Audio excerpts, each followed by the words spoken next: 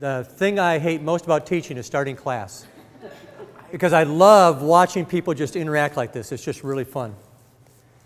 And I like watching people check their email and their cell phones and stuff like that. I always say something at the beginning of class. But I won't mention any names. Lisa. I want to thank Jim for the talk that he gave. That was a really, really well done and finely tuned overview of, I think, everything that's important that you need to know about the next 4 or 5 years. I really enjoyed that. I can't think of a more important talk that you're going to hear today than that talk. And I want to emphasize just a couple of things that he said and add 1 or 2 things to it. First thing he said was take control. That is so important. You need to be proactive in this. You just sort of can't sit by passively and think that you're going to go up and get tenure and promotion. You just can't do that. What you need to do is go to the faculty handbook when you get home and find the section on T&P. It's everything that's related to T&P. Print it out and read it and study it. That is your roadmap. That sets out your goals, what you need to achieve. Okay? So learn from that, live it. Okay? Second thing is, you have to be productive. And I'm not talking just about in terms of research. I'm talking about in terms of service and outreach and teaching as well. You have to be able to document what you've done. And as long as you've been productive and you can document it, you will be safe. Because nobody can argue with those data. It doesn't matter whether people in your department like you or not. You have got those data to support it. But you've got to have those data. You've got to be busy, and you've got to be productive, and you've got to be able to document it. Joni said something back here that was important. I don't know if everybody heard her, but sometimes you get turned down for tenure promotion because you don't put together a very good packet. You didn't get very good advice.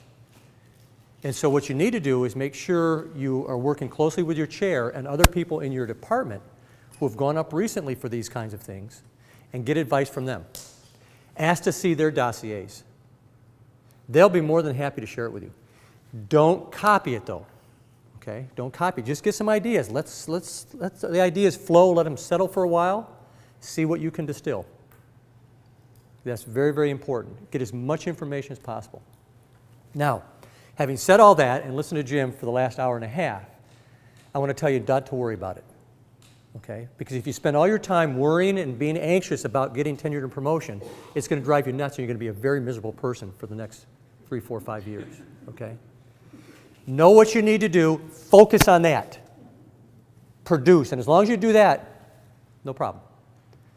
I was tenured and promoted here in 1987. I arrived in 1982. I was made full professor in 1992.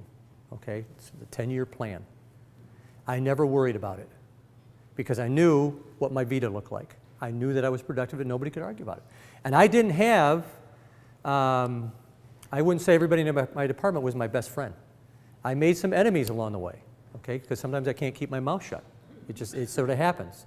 That's the second bit of advice that Jim didn't tell you here, is that sometimes you sort of got to learn the lay of the land and feel your way through it a little bit, okay? But they couldn't argue with the data. They couldn't argue with the data. So produce the data. Another thing that Jim said was really important, this notion of balance. Your life just isn't simply about your work. Your work is very important to you. It's important to all of us. But you have to have a life. And if you don't go out and get that renewal and get rejuvenated, the work is going to suffer. Some of you may have read Covey's book, The 7 Habits of Highly Successful People. The 7th step is called sharpening the saw. If you're a woodcutter and you're simply sawing away and never sharpening your saw, you're going to be able to cut wood for very long. You got to take time for that renewal.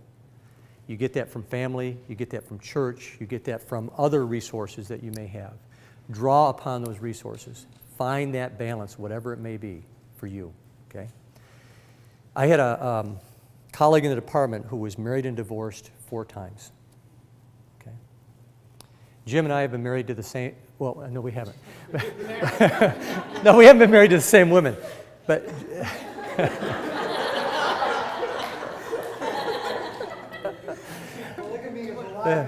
Yeah. There's things that Chris hasn't told you, Jim. I've been married for 37 years. You've been married for what, 60? Yeah. Okay, about 40 years, okay. And you don't last that long in a relationship unless you find that kind of balance. And we both have had tremendous support from our spouses. And you need to realize that that other person has needs too, and has a life, and has aspirations. And so you've got to find a way to compromise that. So think about that at the very beginning and find your way through that roadmap. So I want to thank Jim again for that. Really, I was inspired by the talk. I want to go up for tenure and promotion all over again. So Jim laid out a general overview of where we're going, and now we're starting the specific parts of it. And I've got the pleasure of talking to you about the TP, or teaching philosophy. I want to go review with you just a few of our goals, what we're going to do. We're going to do a lot of work. Okay, we're going to do a lot of work. I'm going to shut up quite a bit of the time, and you're going to be followed through some assignments. So let's go through the overview. I want you to think about what it is you do as a teacher. What kind of activities do you engage in? What kind of activities do you expect your students to engage in? How do you interact with those students? What are your goals, not only as a teacher, but for those students as learners? You can't be a teacher unless you have learners. They go hand in hand. So what is it that you're trying to create for them? What kind of partnership do you want with them? You all know where you are now. You have had a year at Auburn University under your belts as a teacher in one way or another. Okay? What have you done well? What have you excelled at? What have your students enjoyed? What have you struggled with? What kinds of things, if you could go back and do this year over again in terms of your teaching, would you do over again? Okay. What have you learned? What have you learned? I want to be able to have you think about what it is to have a philosophy of teaching. What does it mean to teach? What does it mean to learn? Okay. What is your plan for teaching and learning in the future? Now, if you take a look in your big book, on pages 11 through 14, Jim is giving you some pretty good ideas of answers to those kinds of questions. And although we won't be going through this part of the booklet in my section of this workshop today, the retreat today, I do want you to pay attention to that because I think there's some good ideas in there.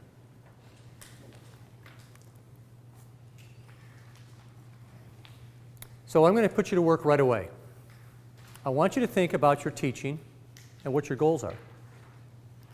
You go to page 2 in my handout. Looks like this. I'd like you to sort of make a bulleted list of 2 things. What are your strengths as a teacher, and what are your weaknesses? I'll give you about 5-6 minutes to do that, and then I'm going to ask you to discuss those with the people at your table. So I want you to discuss your strengths as well as your weaknesses. So are we doing the page 2 thing or page 3 strengths and weaknesses? Holy cow. Oh, you know what happened? Oh, excuse me. I started out a bad day. Let me tell you how my day started. My wife normally goes to work about 7 a.m. this morning. Okay, so she leaves about 6:30. And before then, we usually go for a walk with our dogs. We've got 2 wiener dogs and a mutt. But this morning, because it's the end of the semester, she's not going to go in until 2 o'clock. So I come down from downstairs, or from upstairs taking a shower. I'm getting ready to come here early in the morning. She's out walking with the dogs. I can't find the dogs in the house. Okay, I think the dogs are missing because I've forgotten our normal routine. Okay. So for 15 minutes, I'm searching for the dogs. I'm around the neighborhood, I'm calling up neighbors, I'm going frantic, okay? So I'm just sort of blah blah today, so you have to forgive me. Page 2. Thank you, Conrad, for making that correction and embarrassing me in front of everybody. I'm just teasing. That's what I say to my students when they point out an error in my teaching, and it always gets a really good laugh. Go over what your goals are. Okay, just make a list of what you want to accomplish as a teacher. And then when we're done with that, we'll talk about our strengths and weaknesses. And again, I apologize for that misdirection.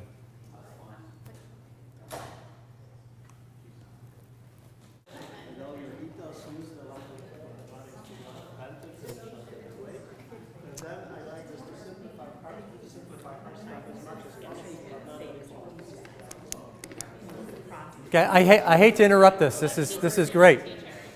So what are some of your goals? What are some of the things that you discussed? Not everybody at once. I would talk about the difficulty of teaching classes that students don't want to take. Oh, gosh. Could you say that just a little bit louder for me, please? A few of us teach classes that students don't want to take or don't. What'd you come up with? Okay. There's no Okay. answer. So your goal in that is what? I think we talked about it. To stir up enough interest focused on how you're actually going to use Okay. what our content is. Okay. So you want to sort of increase student interest, increase student engagement. Yeah, make sure they see what the point is. Okay. So the second one would be to show them the value of whatever it is that the class is about. Okay. I would say one of the important things was how we can simplify these complex mathematical Okay. things so Okay. that they get interested. Because sometimes just by looking at the math, they're like, I'm not Right. taking this course. Okay. Or they are there because they have to take it. Right. So breaking that ice is one important. Okay.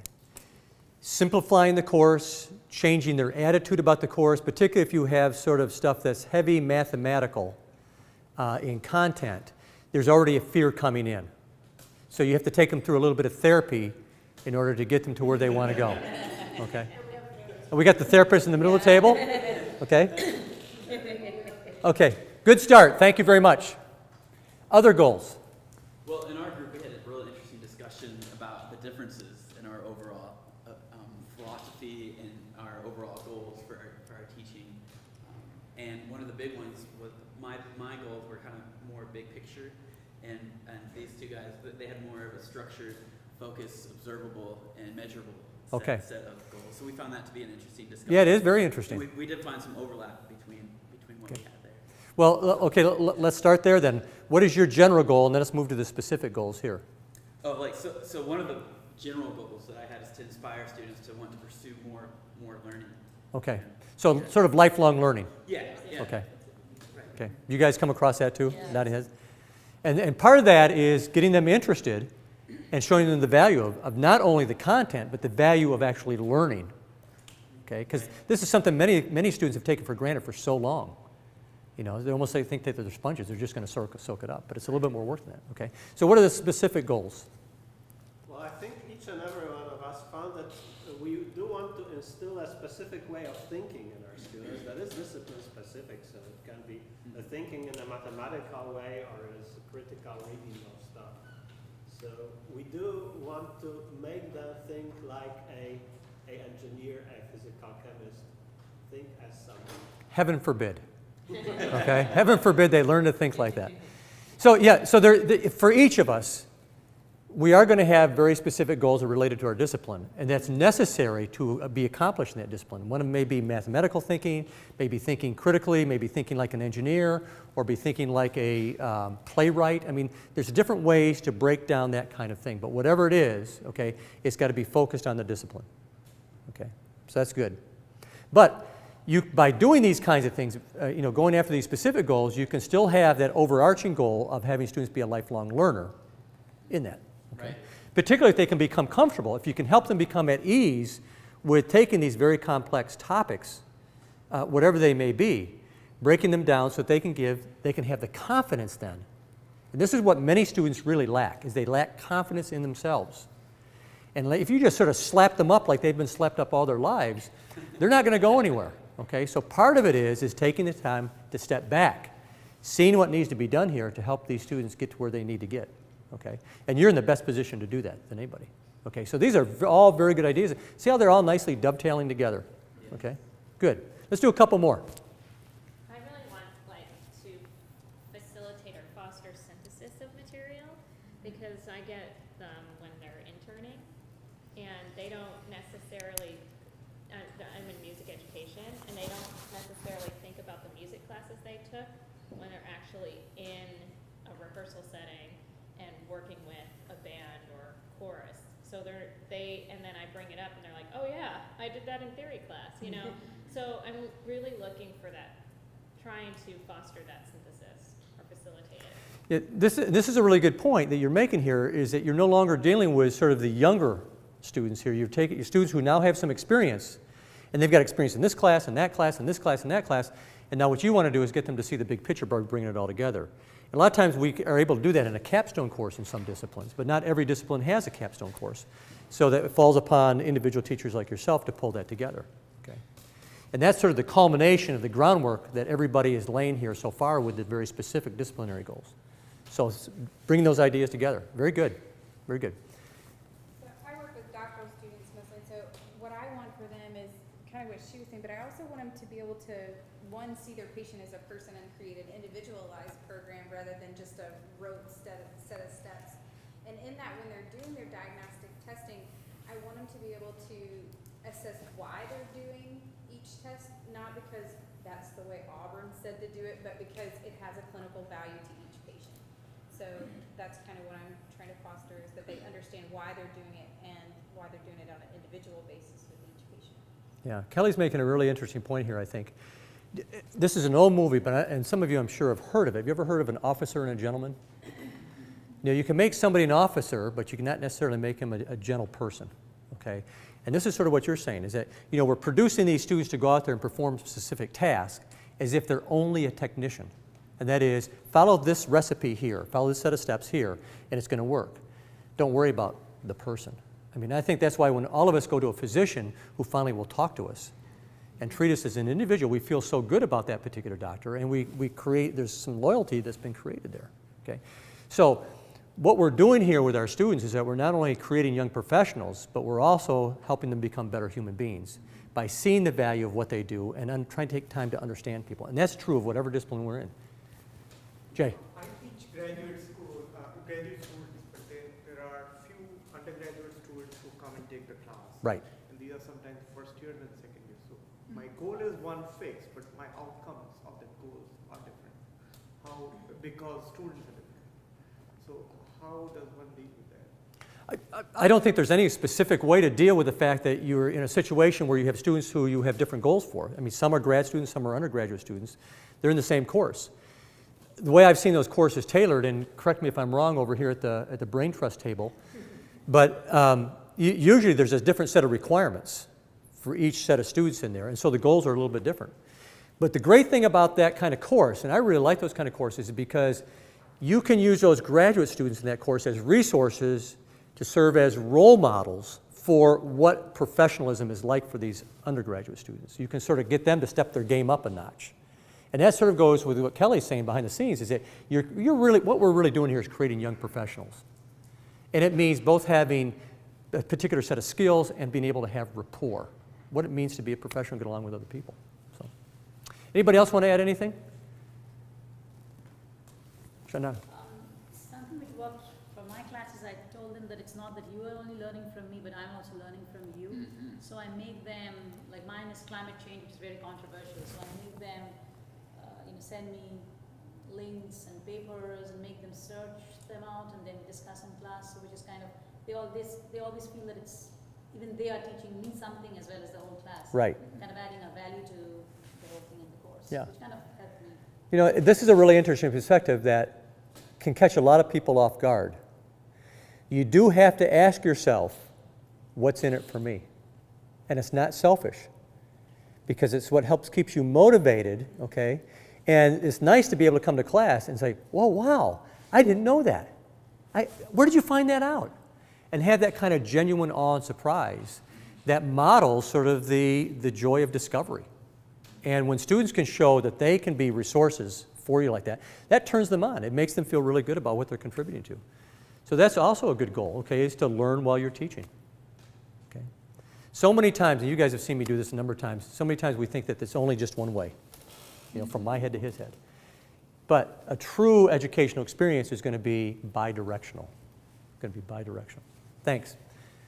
I've asked Ahmad to take a few notes, and what I'm going to ask him to do is to sort of stand up and summarize, okay, what we've talked about so far, so we don't miss anything. Because as you're thinking about, you know, what your teaching philosophy is going to be, maybe what you want to do is steal some of these other ideas. The first rule of being a great teacher is being a great thief. Okay. Okay.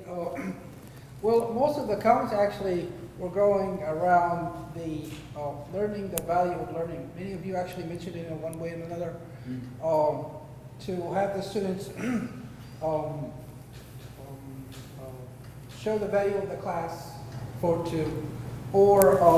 long life learning, to inspire students for long life learning through also learning the value of learning, or making think as more mathematicians or engineers with focus on discipline to increase through the increasing of the confidence in themselves,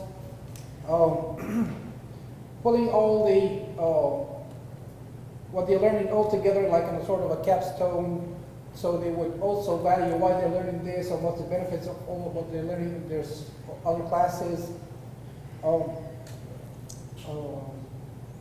Yeah, sure, the value of learning was mainly the main thing for what almost everybody says. You need to give your students to value learning itself. Right. Okay, thanks for summarizing that. I appreciate it. So the question becomes, how good are you at this? Okay. How well are you accomplishing the goals? Now, I know a lot of you have more goals than what we were able to talk about. Okay, you've got a list here. Okay, have you been successful? How do you document that? Well, that's what we're going to talk about. Okay. That's what we're going to talk about. Okay. Okay. The short answer is that there is no single one way to document anything we're talking about. Okay, there's not like I got a magic box here I can give to you. Okay, but a lot of things will be incidental. A lot of things will be letters you receive from alumni who've taken your courses, who testify to the benefits of taking the course. An email you get from a student who says, you know, you really inspired me to go beyond and learn something. I didn't really think I was going to like this class, and now this is what I want to do. I'm changing my major. These are the kinds of things that you save and you can document. And then you can put those in the appendices that Jim was talking about in the academic portfolio. And you can also use that when you're writing your materials. You can actually quote from students like that. So that's one simple way to do it. Okay. I mean, in the end, we're all about numbers, right? Okay, and there's some things that you just sort of can't quantify. So, I mean, think about how many students we've had. I've totaled them up this week. I've taught just shy of 35,000 Auburn University undergraduates. Okay. How many of those students have written me letters saying wonderful things about me? 5. And they were on drugs when they did it. No, you know, very, very few of those, but you're right. I mean, some very small percentage. And so it's not like, you know, you're going to be dripping with these kinds of data. Most of the time we're looking in terms of grade distributions, those kinds of things to show that students have met learning outcomes. There are assessments that you can do. You can do pre-test, post-tests in a class. So if you have a particular goal that you have a specific student learning outcome that you want students to be successful at achieving, you can do a pre-test, post-test, something like that. Okay. You can make sure that your examinations and quizzes and papers test for those kinds of things. So, you know, I mean, when you're talking about course design, you got to say, okay, where am I going to start? And where you start is with your SLOs. Okay, and then you got to figure, okay, now how am I going to teach those? Okay, how am I going to test students? How am I going to measure? Okay, how do I know that measurement is going to reflect actually what they learn? So it's a very complicated question that you raise. Okay. So now finally, we're going to get to page 3. Okay, and we're going to talk about what it is we do well and what it is we don't do too well. Okay. Now think partially in terms of these goals we were talking about. Also think about your own self-assessment, what you've read on the course evaluations that you've received. Maybe if I've talked to you as a result of a peer consultation, an SGIF, think about some of the things we talked about. What are your strengths? What are your weaknesses as a teacher? Okay. We want to build on the strengths and we want to reduce the weaknesses. But I will tell you, and Jim will testify to this too, particularly when it comes to me, I have a lot of weaknesses. And I've been doing this for 30 years. Okay? I'm still finding new ways to do it. I'm still amazed when I read a student evaluation who criticizes me in a way I've never been criticized before, and I'll say, I didn't know that. I can't believe I've missed that after all this time. We're always, as Jim said earlier, a work in progress. Okay? So take about 5 minutes to think about those.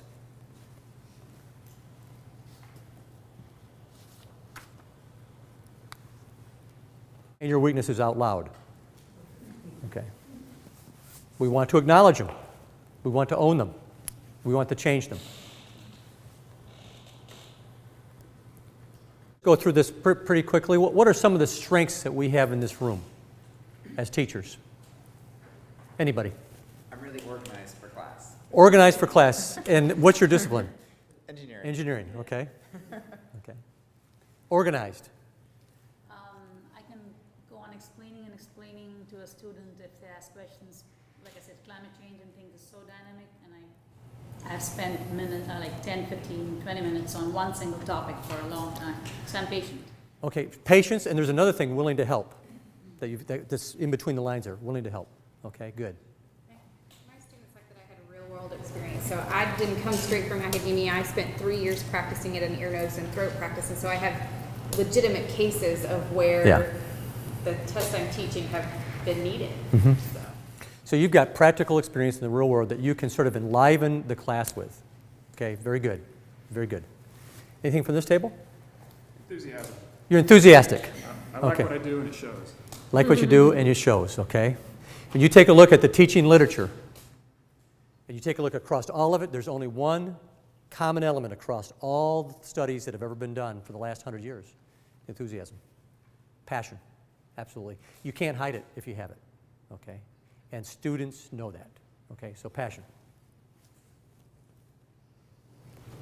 I think you do a pretty good job of taking complex kind of theoretical ideas and putting it in simple terms that students. Pretty good job. Pretty good job. Pretty good job. I could do better. Okay, but yes, yeah. I think it's something I Okay. do well. So you do a fantastic job, okay, making complex material understandable. Yeah.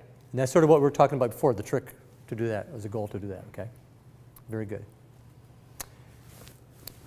Anybody? Flexible. And what do you mean by flexible? You change grades at a moment's notice, or? No, not yet. Having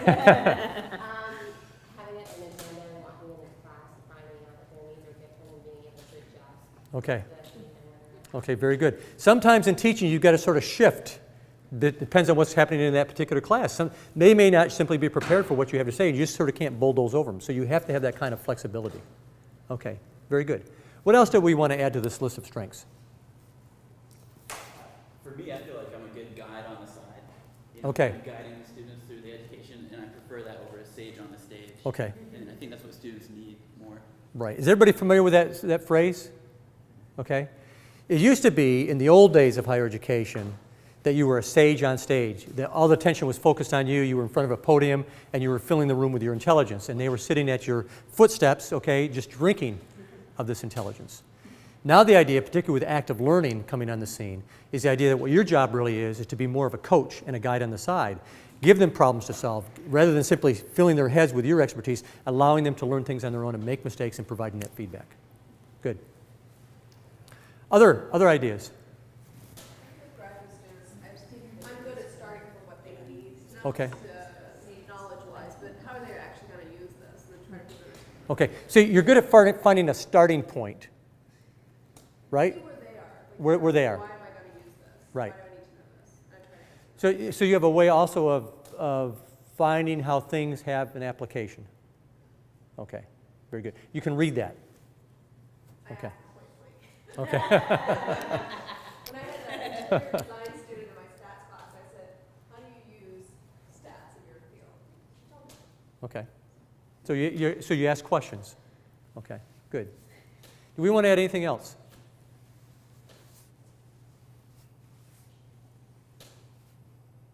I feel like I incorporate multiple learning styles because each student doesn't learn the same way. So I try to make sure that I'm doing visual, I'm doing auditory, I'm doing some hands-on kinesthetic kind of things to make sure that I'm reaching each student.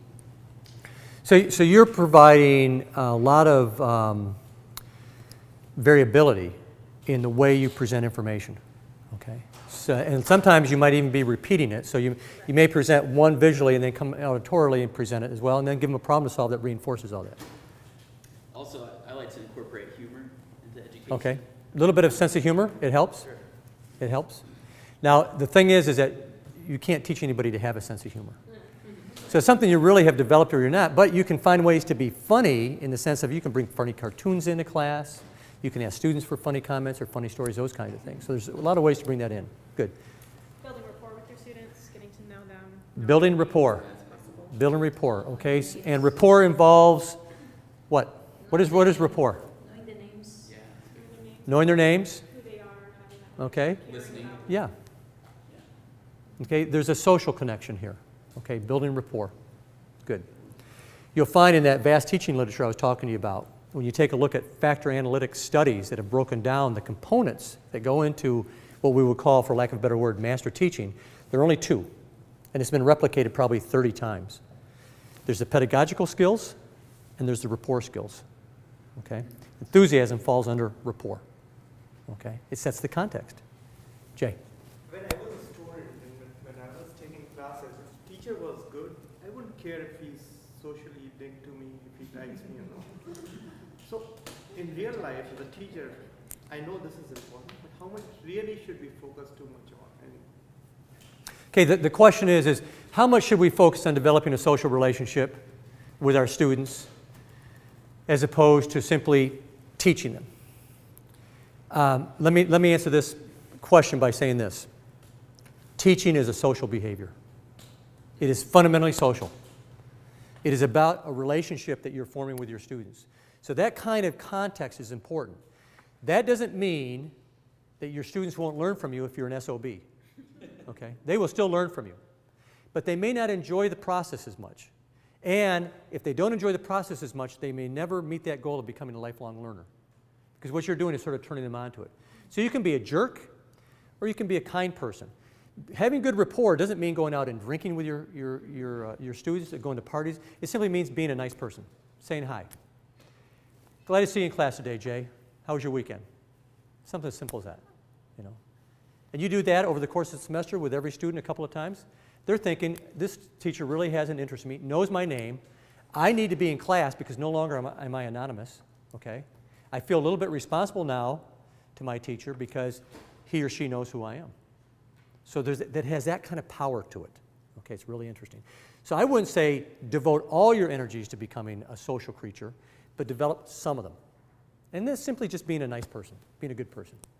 Be tough when you have to be tough, otherwise be nice. Okay. Just follow up on Jay's thing. Has everyone here heard the name of Richard Feynman, famous physicist? Many of you may have heard if you're in the sciences. Feynman, very famous. Okay. In 1965, when he won the Nobel Prize in Physics, two other people also shared the Nobel Prize in Physics with him. I had one of the other two as my physics professor, okay? Just as brilliant, but a real jerk, okay? And no one really, even though his contributions to physics were quite up there, no one remembers his name. His name was Julian Schwinger. But Feynman, just because he had built rapport at all levels with people. Yeah, good point. Through his physics. Feynman's name, you go into the best-selling section of any bookstore, you'll see a bunch of books about Feynman. Nobody's ever written or anything else about Schwinger besides, his work in QED. Yeah, So that's a good point. Yeah. So do you want to be a Feynman or a Schwinger? The choice is all yours. Thanks. That's a really good comment. Really good comment. And I think that's how you sort of build an enduring career. And I think that's how you're remembered. Okay. Let's take a look at the downside now a little bit. Okay. What are some of the weaknesses that we find among us? Okay. First hand up. I'm Lisa, and I got a problem. Well, I'm in two departments, so the expectation level that is set for the students in the different departments are different, and I didn't pick up on it soon enough in my first semester. Okay. Well, you're in a very unique situation. Yeah. I mean, most people don't have 2 appointments. Right. Okay. So learning the culture of the particular classroom you're teaching Good point. is not one of my strengths. Okay. I'll admit it. Okay. Point blank. Good. Learning the culture of the classroom related to the discipline. And that goes right along with learning the culture in your department. Okay? They're not always one and the same, but there's often an overlap. Okay? Good start. Mine goes right along with that I learned this semester from my group evaluation thing that I'm not very good at communicating my philosophy for the teaching. And once I did that sort of mid-semester with the class, things really clicked. What a difference. They appreciated what I was trying to do with homeworks and exams and all that stuff. Yeah. Without knowing it, they were kind of, I had high expectations that they didn't get. Right. And once they understood why I had them and how they were working, it worked so much better. This is a good point. Can I just applaud for small group instructional feedback? Thank you. I Yeah. just goofed on the name. Yeah, okay. So communicating not only your expectations, but just sort of communicating in general with your students, what's going on in the class. And I think what you said was really important, is the why. I mean, students will buy into anything if there's a good explanation for it. And so you could be a downright ogre, and you can get away with it if your students can understand your reasoning behind it. Okay.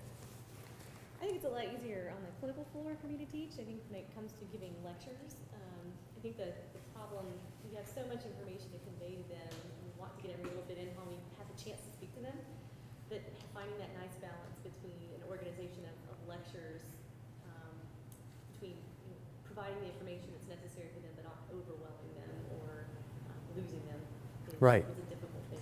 So yeah, making the choice of what you're going to cover, how much you're going to cover in a particular class is a really important decision. It's a tough one to struggle with.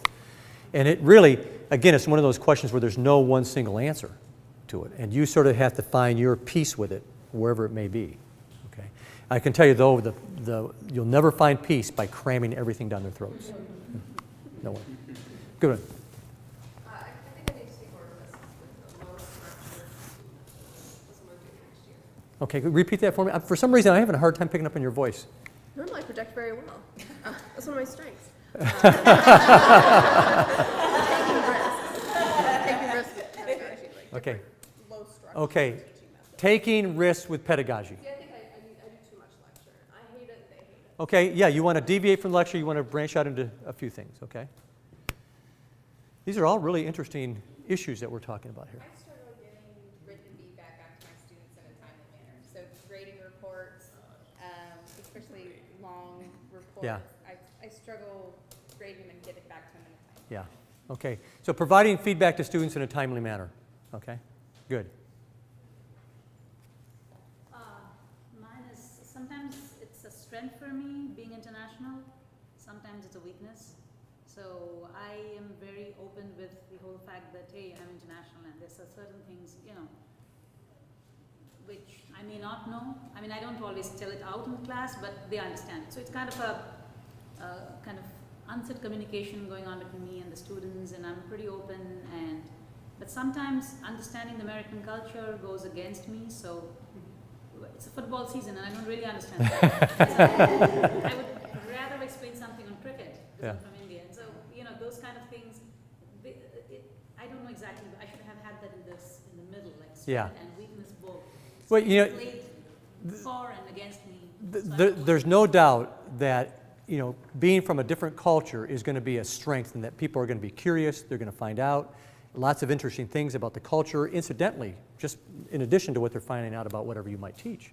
Right, but it helps me with when I come up with examples from somewhere from South Asia or anything. I mean, they love it because that's something which is very new to them. Absolutely. So that's strength. Yeah. But learning how to read the culture. Yes, because undergrads are very U.S.-centric. So Right. when they get examples from outside of the world, and it's geography. Right. So it's more about a Yeah. global thing. So that's a strength for me. Yeah. But sometimes when I know I should, some kind of joke about football, or something about somebody, and I don't know what to say, and I'm like a fool, I'm standing and smiling, and they're joking about it, anything about that. Yeah. That's kind of a weakness for me. Yeah. But Maybe over the years, it's probably more of a weakness. I think people see you as real. Yeah. I do that. I tell them I'm a nerd, so sometimes I don't know things. Yeah. I feel like a different culture is being a math person. Yeah, like I joke about, I know something about the real football, like the soccer, they laugh and we joke about it, but then sometimes I really feel like, I should really go back and Google and learn something about U.S. football. No, it's good. It's good. It's very good. I felt the same as Chandna. What I use my GA to grade me. So they will give me 2 sentences which I can talk about in the class about a previous game.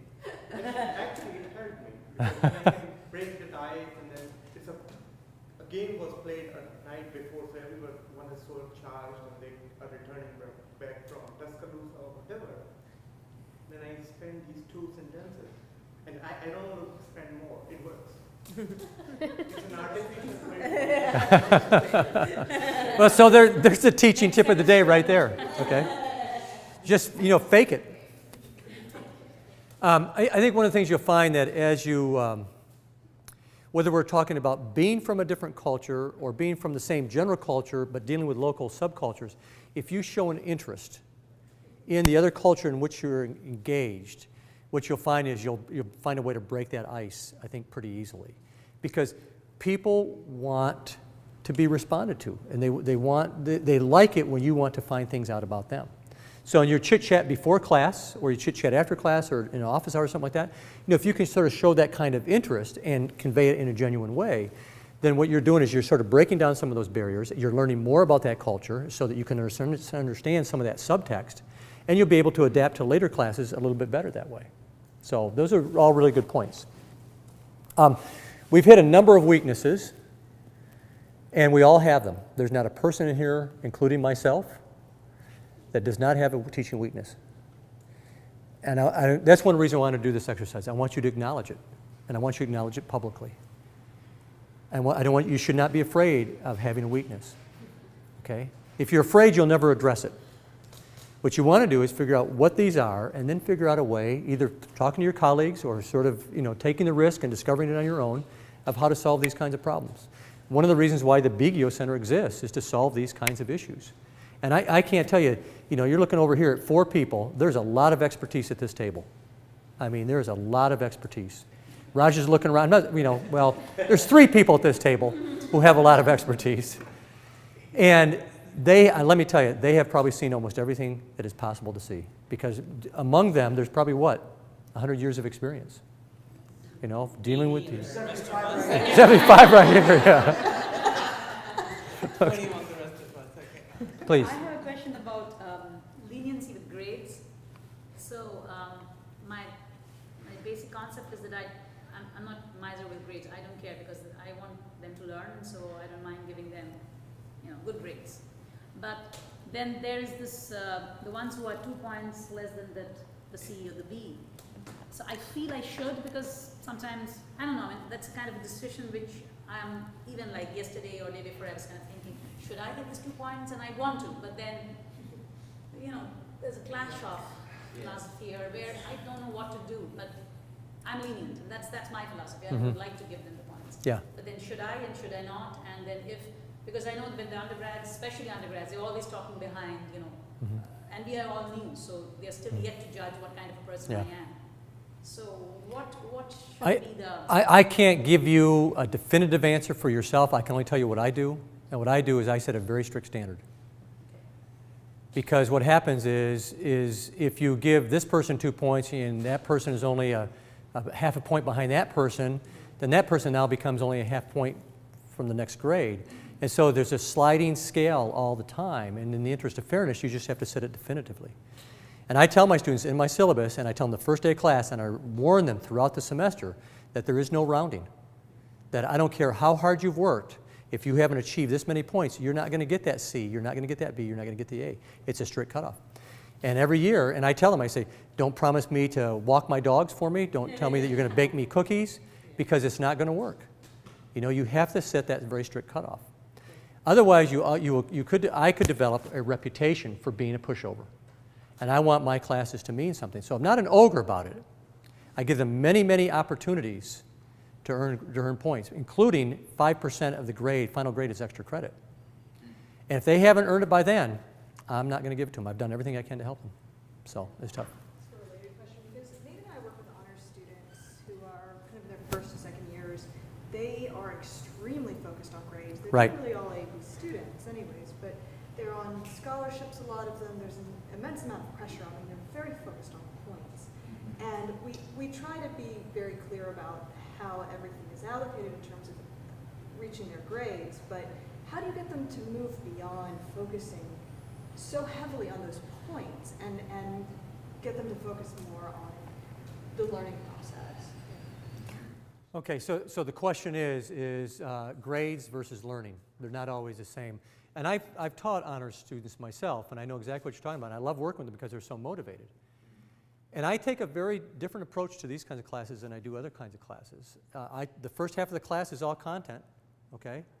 And I give them 3 chances on every quiz, and I take them 3 chances on the final exam, okay? So that sort of puts the grade at ease.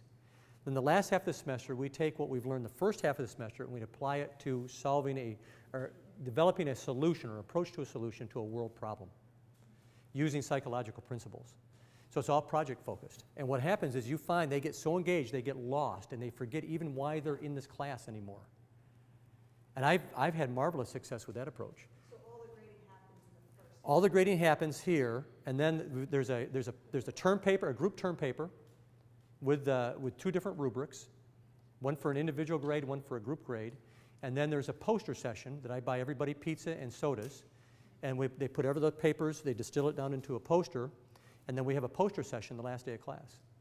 And they're so focused on putting together this poster and writing this paper, they're not worried about their grade anymore because they've got immersed in the idea. What you've got to do is make the class interesting and engaging so it takes them away from everything else.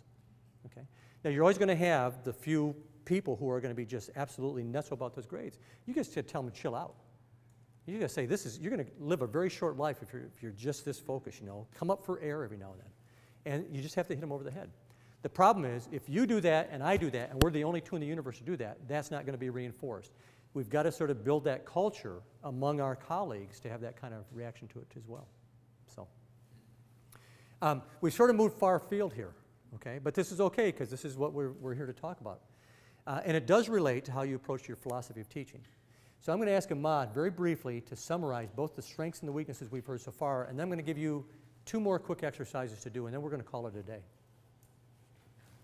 First, I want to let you know that coordinating the small group instructional feedback, where you get your mid-semester formative evaluation of the Big U Center.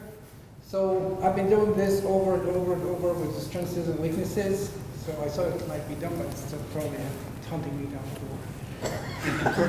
And Ahmad's been doing a lot of typing up of the comments and helping us out in that. Well, it seems it's the same comments everywhere. It's the strengths, including being organized, wanting to help, connect practice with experience in the field to the classroom. This one seems one of the very important strengths is actually being enthusiastic, passionate about teaching, flexible, understanding students' needs, and maybe working accordingly, facilitating, encouraging active learning, encouraging student participation, asking questions, and use different teaching styles to cover the different learning styles. I mean, teaching methods to cover learning styles. Using humor, stories in the classroom, and building rapport. This is exactly all the strengths that probably I see all the time. For the weaknesses, these were kind of a little bit different. Not learning the culture of the classroom, I haven't seen this very common, but it's probably people probably don't realize it's a weakness, so you probably don't mention it. Because I usually see it from the student's perspective. Probably don't see it that way. Let me stop you there. He's making a really interesting point here. A lot of times the students don't perceive the issues that you're bringing up. You've got a unique perspective on this now. So a lot of it's sort of self-imposed. Okay? In other words, in your case, culture may not be that big of an issue from your student's point of view, but you're feeling it because you feel a little bit awkward in those kinds of situations. So it becomes a personal thing, but you're hiding it pretty well because I've seen you teach twice now. You know, you're very outgoing. You're very, very engaged with the class like that. Nobody would ever know that you were hiding this sort of awkwardness underneath it all. So you do a good job at that. Well, not communicating teaching expectation, this is the same thing because probably students would not understand what you're doing, so they probably interpret this in a different way, saying, well, it's too much load, too much stuff, whatever. Deciding how much to cover, somebody mentioned that. Not taking risk with pedagogy, I'm not sure what a student probably would not feel like that either. Timely feedback, that's something that faculty and students agree upon, definitely. The cultural barriers, which I'm probably still say, don't realize this is a problem, or it's something else. You know? Right. They mention it in a different way. But that was all time. Okay, good, thanks. That's a really good summary, I think, of what we've been talking about so far. Okay. So we've talked about what our goals have been. We've talked about what our strengths and weaknesses are vis-a-vis those goals, and then we've brought it out to a larger arena. I'm going to ask you now to go engage in a fourth and then a fifth exercise. I want you to do this next exercise really quickly, okay? Really quickly. Don't read directions, okay? Really quickly. I want you to think of the best teacher you've ever had as an undergraduate. And I want you to write down the 3 characteristics or behaviors that that person possessed as fast as you can. You got 1 minute. Up to today? Yes.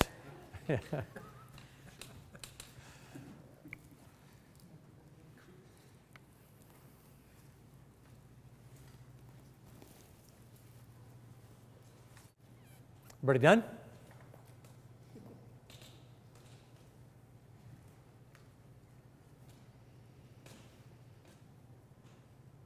Okay, what'd you come up with?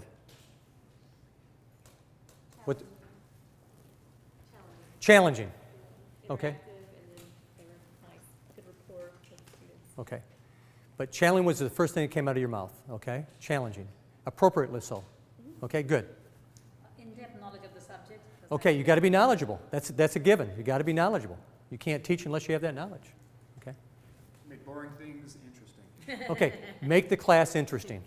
Make the class interesting. What seemed to be boring, you know, a lot of students sort of dread the course, but it turns out to be interesting after all. It's going to sound a little funny, but a kind of nuttiness and the creativity that had this, Okay.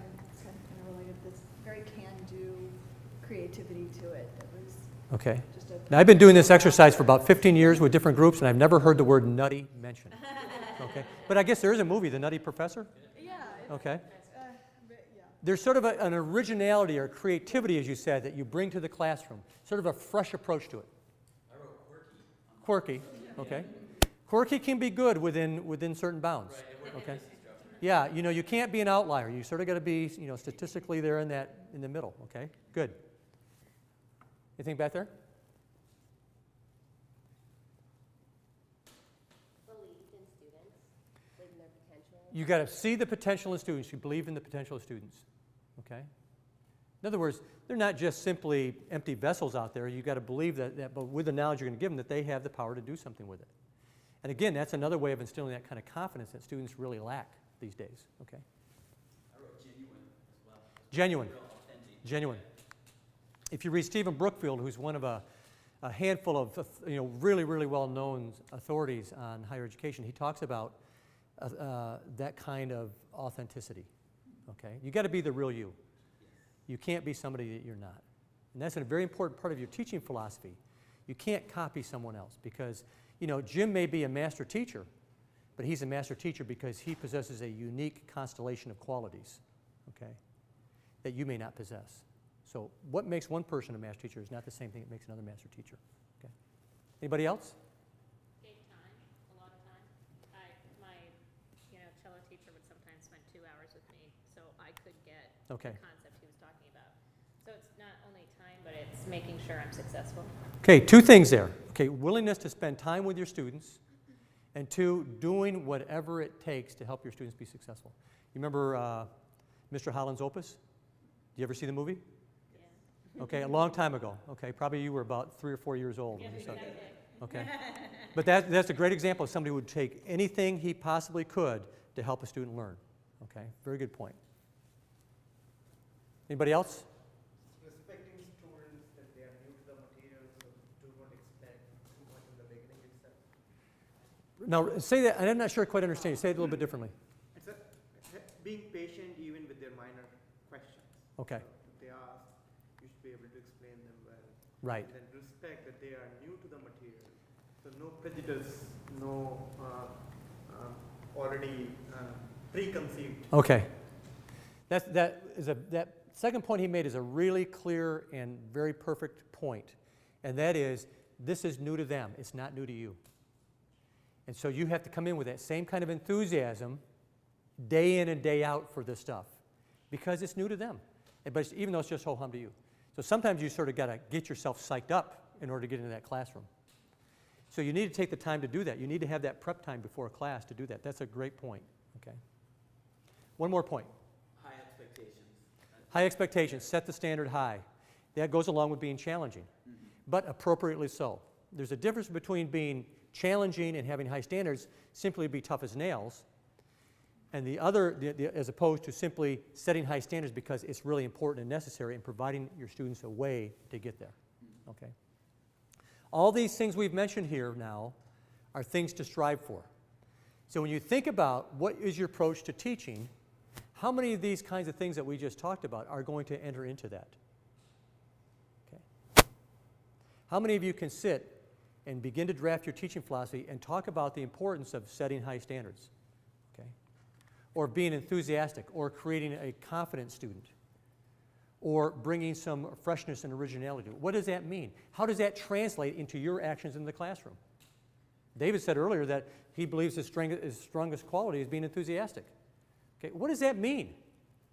How is one enthusiastic? How does that translate into what students learn? Actually, it doesn't directly translate into what students learn. It translates into their motivation for learning. So you've got to talk about those kinds of terms. How do you measure enthusiasm? How do you measure the impact of it?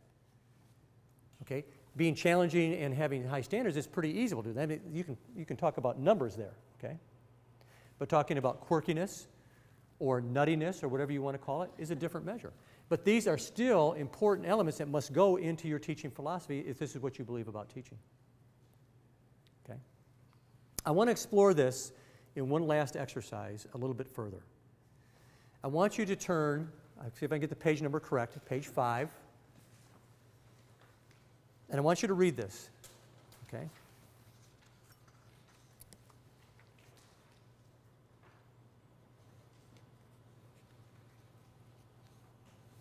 You can rip this out if you want to make it a little bit easier for you, because you're going to have to flip back and forth.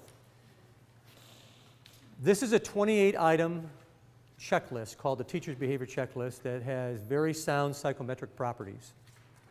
It's been used in many places as a teaching and value instrument. I use it as a self-assessment instrument. And that's what I want you to do now. I want you to self-assess yourself relative to the 28 qualities and their attendant behaviors listed on the next page. Okay? Now, these are 28 qualities that have been identified in various degrees as contributing to master level teaching, excellence in teaching. To what degree do you possess those? This will give you a good idea of what your overall picture is of yourself as a teacher, something that you can use, because I want to take some of these large, big picture ideas that we've been talking about and translate them into specific behaviors. One of the benefits of using a checklist like this is that if you find yourself getting a low score in one area, you can look in what's in parentheses after the quality, and they'll give you specific suggestions as to behaviors you can engage in to change.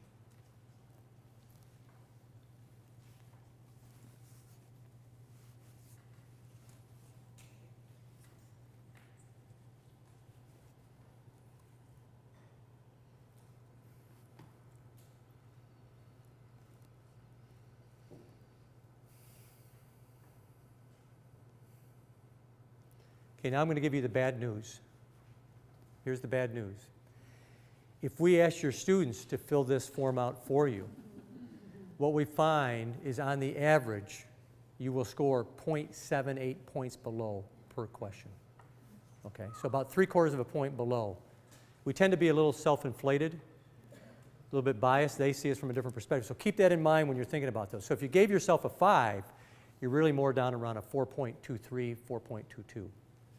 If you gave yourself a 3, you're more down around a, on the average, a 2. Now that's, again, that's in general. That's when we're talking about massing hundreds of these together. Look at me like this, okay? Based on what you're saying and some of the things on here and some of the feedback that you've given other people for their questions, I feel like that if I'm accessible to the students all the time, I'm not getting my other responsibilities done. I can spend 5-6 hours a day meeting with students. So how do you balance that? Okay. Well, this is the golden question, and this is one that all of us just scratch our heads about. I don't have any hair to scratch, I'm sorry.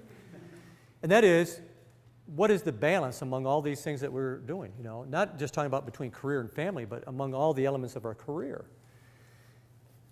And again, that answer is, the minimal answer is that balance is whatever it takes to get you tenure and promoted. But that's the cold answer. The practical answer is it's wherever you find your happiness and that you can practically do and still fulfill yourself as a person in other areas of your work and in your home life. So it's going to be unique to each one of you. And I know that that's sort of an unsatisfactory answer, but it truly is a unique perspective that you have to take on this. Myself, how I've decided to answer it is I spend the bulk of my time in the classroom and doing research on teaching. So Jim and I are not unlike in that area. I mean, we have pretty similar approaches to how we do things. That takes up functionally about 85 to 90% of my working time. And then the rest is devoted to service activities and outreach. But that's my choice. And sometimes I don't say no often enough. We really do need a workshop on how to say no once you get tenure, okay? Once you get tenured and promoted, because you don't want to say, well, you want to be selectively say no here. But that's a very, very tough thing to do. So, okay, so let me just review what we've done here. We've tried to get you to think about yourself as a teacher. That's what this has all been about. And we've explored that from a couple different angles. One is simply what it is you believe you want to try to do as a teacher. Notice we haven't talked about how you do that yet, okay? And we won't, okay? We're just big picture items right now. Then we talked about, in terms of striving for those goals, okay, how do you try to do that in terms of the skills that you possess, both in terms of what you do well and what you don't do so well. Then we asked you to sort of shoot for a higher goal, and that is, outside of yourself, what do you yourself see as those benchmarks of being outstanding teaching? And we've done that two ways. One, to think about the models that you've had come across in your careers as undergraduates. And the second is how you sort of self-assess yourself vis-a-vis a well-researched metric of excellence in teaching, which is the TVC that you had before you. Okay? So that's all background that we simply want you to sort of absorb today. As Jim said earlier, there's not a time to put together your portfolio and to actually write. But let me just take the last few minutes here of my time and give you some suggestions about now how to begin to put some of this stuff together. What a TP is simply that. It is a philosophy. It's your thoughts, it's your ideas, it's your opinions, it's your experiences, it's your views on what teaching is from your perspective. And that's all it is. It's very subjective. It is meant to be that way. Teaching is subjective. Teaching is not objective. Don't let anybody tell you different. It talks about what you teach, why you teach it, and how you teach it. These are all things that Jim mentioned earlier. Okay. Why do you see teaching as an activity worth doing? Why teach? Okay. Now, many of us, if we had to, would spend all the time in the lab. So you can't say that in your teaching philosophy. Okay. I teach because I'm forced to teach. Okay. That may be true, but that still does not mean that you should not do it well.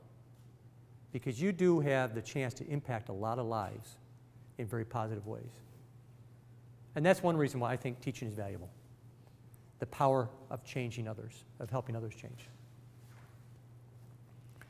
There was a question earlier about the academic portfolio that you asked Jim, and that is, who's the audience for this?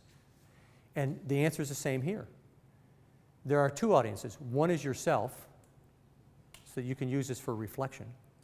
And the other is, those people who are going to read it when you go up for tenure promotion, when you go up for a teaching award, when you go up for your third-year review.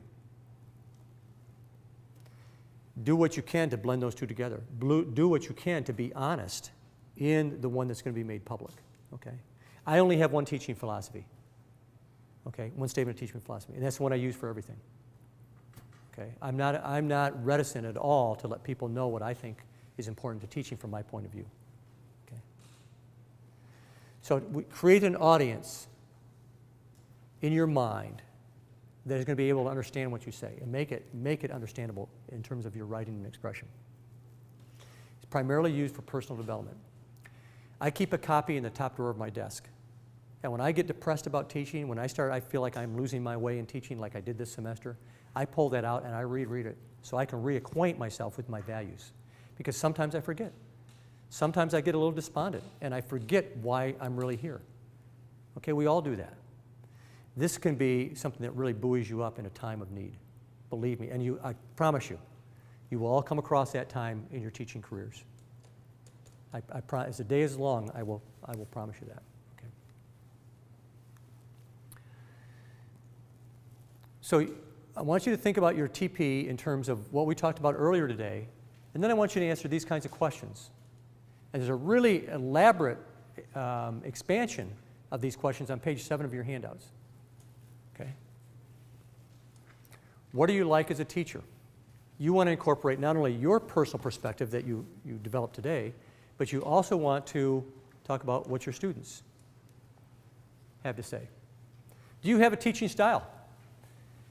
Are you open, engaged? Are you interactive? Are you dynamic? Okay? Those kinds of things. What do you do to strive to be dynamic? What does it mean to be dynamic? You simply can't say, I have a dynamic approach to teaching. What does that mean?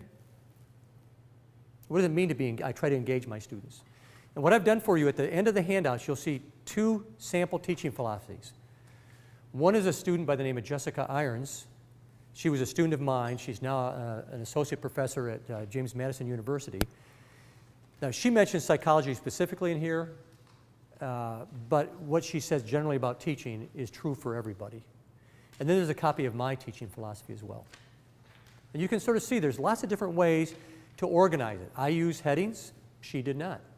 I break mine down into really short, well-organized paragraph. She has longer explanations. I once did a 4-hour TP workshop, people from different disciplines, and we had a woman from English who wrote a poem, who put her teaching philosophy in the form of a poem. And it was beautiful when she got up and read it. It was just absolutely beautiful. Back to that first question. What are my teaching objectives? Okay. If you take a look at page 7, these are from a friend of mine, Steve Davis, who's now retired. He breaks it up into 3 categories. An overview of you as a teacher. What is your style? Notice what he says. Notice the second sentence he says under style. How do you establish rapport with your students? And then finally, your teaching goals. Not just in terms of what you want to do as a teacher, but what do you want your students to achieve as well. So now it's up to you to take everything from this session that you've thought about, take it back, ponder it. Don't start right away. Wait a couple days, think about it, review your notes, review the handouts, and then begin to organize your thoughts on paper. This should be no longer than 1.5 pages to 2 pages double-spaced. Okay? Mine's a little bit elaborate. I've been around for 30 years. Mine's a little bit longer. I had a little bit more to say. Don't say anything you don't have to say. Okay? Keep it short, sweet, and to the point. Accomplish your major beliefs about teaching. In other words, express your major beliefs about teaching and how you try to function according to those. Are there any formatting suggestions for dossier we have to? I think we hit, Jim, is it a 1.5 pages teaching philosophy? No, I think it says less than one, no more than a page. So that's single space, though. Single space. That's single space. So that translates to 1.5 pages to 2 pages double spaced. Okay. I should have known that. I just read that. Any other questions? I'm going to turn the time back to Jim. Jay. In teaching philosophy, the 2 variables is the teacher and the subject, or is it only the teacher? There's 3. The 3, okay. There's the teaching itself, the teacher. There's the learner. And then what joins them is the content. But you're going to speak more about the teacher and the learner than you will about the content. Your content is related to something else. Okay? Thank you all very much. Appreciate it. Okay, Bill, thank you for a great overview. Thank you. Just throw money at it, it works better. Yeah.